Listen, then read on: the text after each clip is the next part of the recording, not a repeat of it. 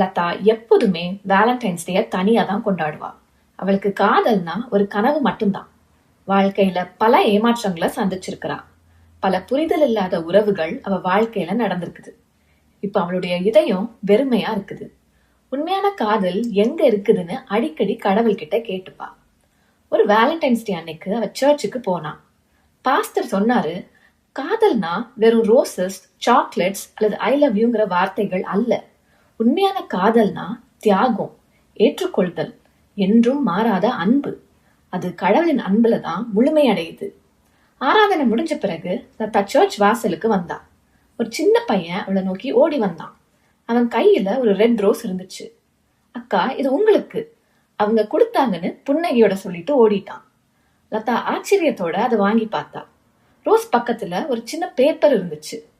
அதுல இப்படி எழுதி இருந்துச்சு: நீ என் பார்வைக்கு அருமையான படியினால் கணம் பெற்றாய்.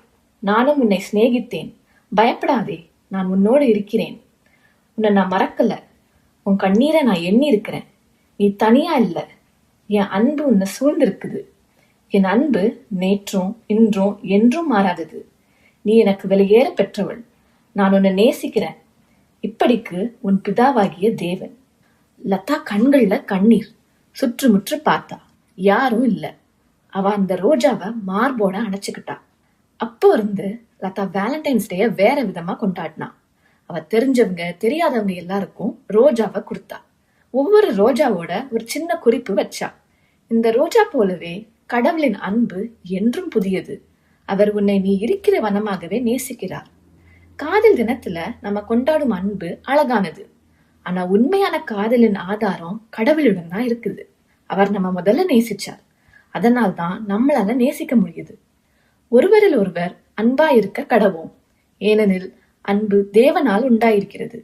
அன்புள்ள எவனும் தேவனால் பிறந்து அவரை அறிந்திருக்கிறான். அன்பில்லாதவன் தேவனை அறியான். தேவன் அன்பாகவே இருக்கிறார்.